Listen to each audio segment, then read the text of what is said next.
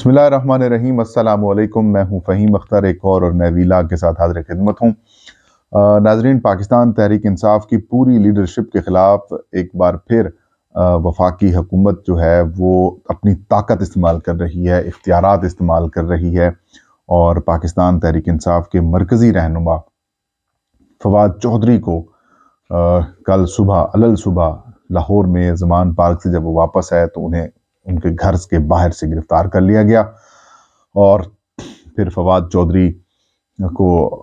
Magistrate کی عدالت میں پیش کیا گیا، وہاں سے راہداری ریمانڈ لیا گیا۔ اس کے بعد لاہور ہائی کورٹ کی جانب سے بارہا طلب کیا گیا، لیکن بعد میں ان کو تو پیش نہیں کیا گیا، اور لاہور ہائی کورٹ کے جو معزز جج ہیں ان کے حکم کی تعمیل نہیں کی گئی، ان کے خلاف توہین عدالت، ان کی توہین کی گئی، ان کی عدالت کی توہین کی گئی۔ لیکن آخر میں جو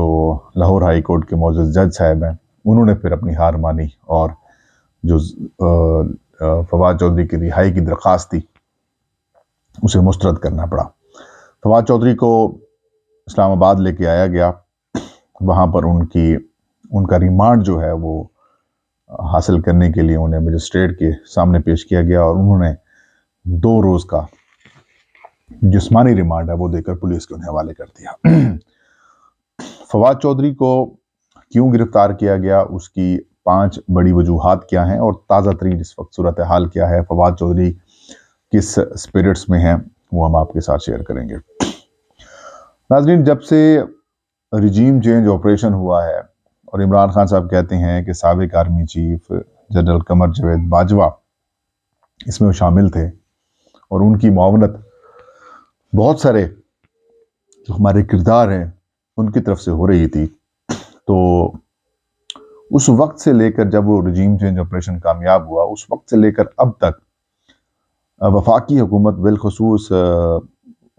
مریم نواز، نواز شریف اور مسلم لیگ نون کے کئی رہنماؤں کی اور رانا ثناء اللہ سمیت سب کی یہ خواہش ہے کہ عمران خان کو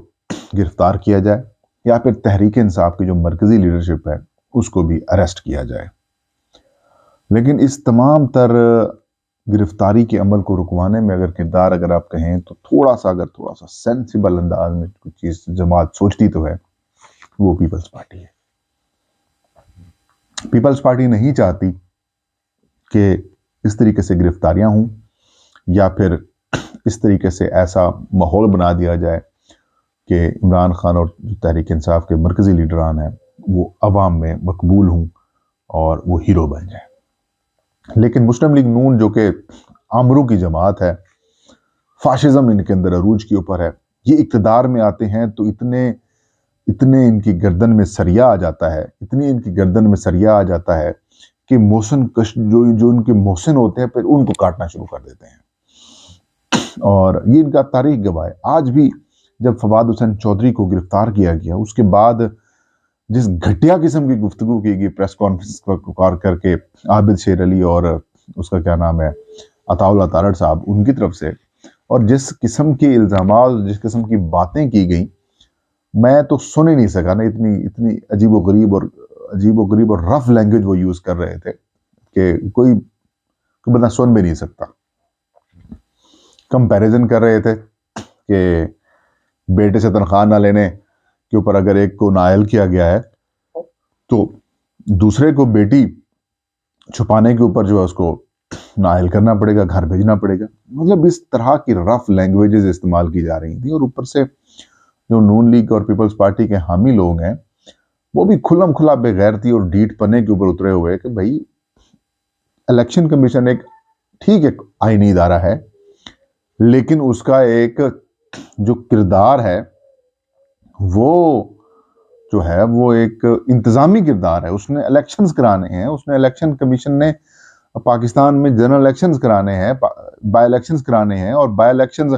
اگر الیکشن کمیشن کے اوپر تنقید نہیں ہو سکتی تو اس کا مطلب یہ ہے کہ پھر کسی کے اوپر تنقید نہیں ہو سکتی۔ مطلب سب سے زیادہ اگر الیکشن کمیشن کے اوپر تنقید کرنے والے صحافیوں میں سے دیکھا جائے تو میں ہوں، یا کوئی اور بہت سارے صحافی اور بھی ہیں، تو جو الیکشن کمیشن کے اوپر تنقید کرتے ہیں تو ان کے اوپر بھی توہین، ان سب کے اوپر غداری، मुकदमात दर्ज करवा देंगे। ये तो कोई मुनासिब बात नहीं है। और अगर आप ये कहते हैं कि ये इदारे आईनी इदारे हैं, तो फिर आप जो है वो पार्लियामेंट की भी तौहीन होगी फिर क्योंकि वो भी कॉन्स्टिट्यूशनल इदारा है। अच्छा जी, फिर तो हुकूमत के ऊपर भी तनकीद नहीं कर सकते, क्योंकि वो भी कहेंगे हम भी कॉन्स्टिट्यूशनल मामलात हैं। तो आइन में जो वाजे कर दिया गया है कि कोर्ट्स हैं और आर्म्ड फोर्सेस हैं, यहाँ पे फ्रेंड रिलेशन विद दूसरी हुकूमतों के साथ होते हैं, तो फिर उसके अलावा तो बाकी मामलात नहीं हो सकते ना। तो फवाद चौधरी ने कौन सी गलत बात की है? फवाद चौधरी ने कि आप ठीक हो जाए,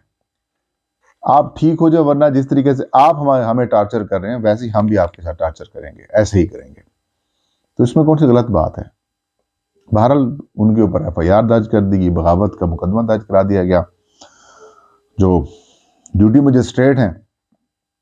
उन्होंने फवाद चौधरी को 2 रोज़ा जिस्मानी रिमांड के ऊपर पुलिस के हवाले कर दिया।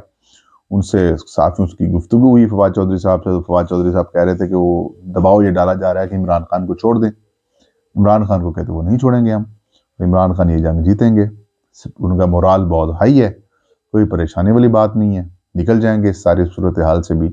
लेकिन ये लोग ले किधर जा रहे हैं पाकिस्तान को? जिस तरीके से पाकिस्तान मुआशी तौर पर कमज़ोर से कमज़ोर तर होता जा रहा है, तो आप कहाँ लेके जा रहे हैं? ये बड़ा क्वेश्चन है। बहरहाल जी, अब डिस्कस करते हैं कि फवाद चौधरी की गिरफ्तारी की 5 या 6 बड़ी जो वजूहात हैं और उनके मकासद। पहली बात तो ये कि नाज़रीन, चेयरमैन PTI इमरान खान के बाद सोशल मीडिया के ऊपर सबसे ज़्यादा जो इन्फ्लुएंस रखते हैं वो फवाद हुसैन चौधरी हैं। फवाद हुसैन चौधरी के ट्विटर अकाउंट के ऊपर सबसे ज़्यादा फॉलोअर्स हैं इमरान खान साहब के बाद। और वो PTI के अगर आप देखें, रेशो देखें, तो सबसे ज़्यादा फॉलो लोग इमरान खान साहब के बाद फवाद चौधरी को करते हैं। फवाद चौधरी बयानिया बनाने में बड़ा कलीदी किरदार अदा करते हैं। इन जैसा आउटस्पोकन PTI का तर्जमान कोई नहीं है। फवाद चौधरी के मुकाबले में असद उमर भी उनके सामने कुछ नहीं काम कर सकते, शहबाज गिल भी नहीं कर सकते, फरूख हबीब साहब की भी उतनी ग्रिप, उतनी वो नहीं है जितनी फवाद चौधरी, जिस तरीके से मतलब वो जवाब देते हैं या फिर जिस तरीके से वो हाजिर दिमागी के साथ अपने मुखालफिन को रगड़ते हैं। तो उन जैसा इशू बेस्ड डिस्कशन करने वाला और फौरी रिस्पॉन्ड करने वाला भी माशाल्लाह कोई और बंदा नहीं है। अल्लाह फवाद चौधरी साहब को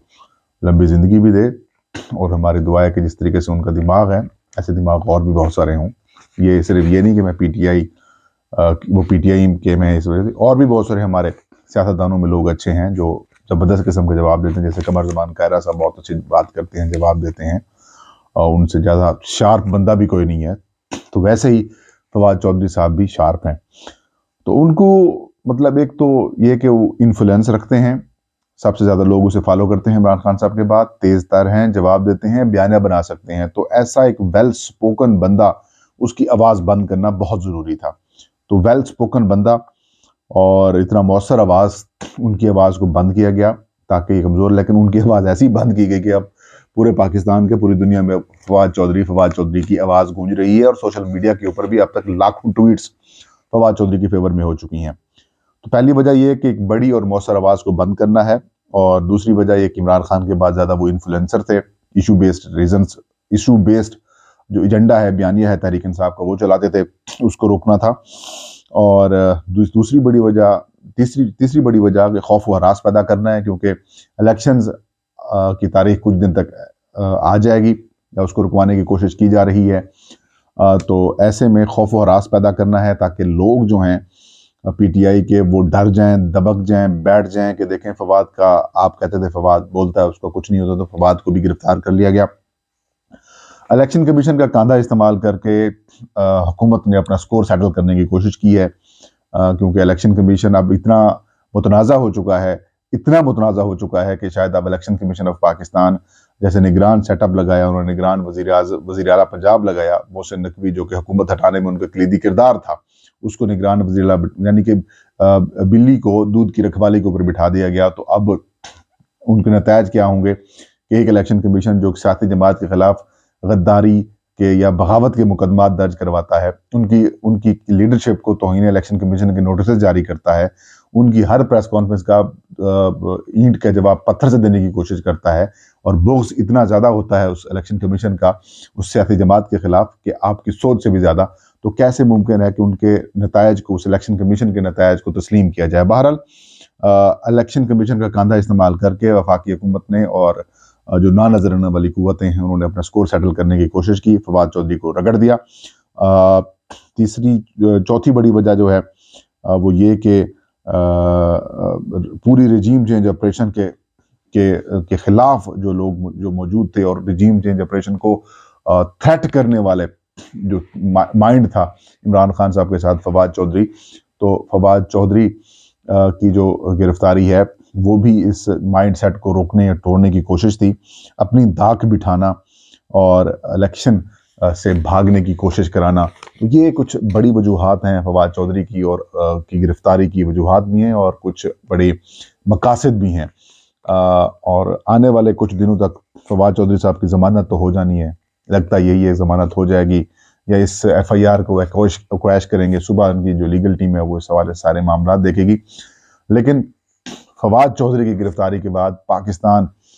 معاشی طور پر اور سیاسی طور پر نہ صرف کمزور ہوا ہے بلکہ فریڈم آف سپیچ اور فریڈم آف ایکسپریشن جو ہے وہ ایک بار پھر کمپرومائز ہوتا ہوا دکھائی دے رہا ہے۔ آئی ہوپ کہ چیف جسٹس آف پاکستان جو ہے وہ اس سارے پروسیس کو دیکھ رہے ہوں گے اور اس کے اوپر اپنا کردار ادا کریں گے۔ اور ایک اور چیز بھی ننگی ہوئی ہے کہ اس طریقے سے لاہور ہائی کورٹ فواد چودھری کو طلب کرتی رہی، پولیس نے ان کو پیش نہیں کیا، تو اس سے یہ بھی ظاہر ہوتا ہے کہ جو لوگ کہتے تھے کہ ہم اے پولیٹیکل ہیں، وہ پولیٹیکل نہیں، وہ اے پولیٹیکل نہیں بلکہ پولیٹیکل ہیں۔ یہ تھا آج کا ویلاگ، مجھے اجازت دیجیے، اللہ ہم سب کا حامی ناصر ہوں۔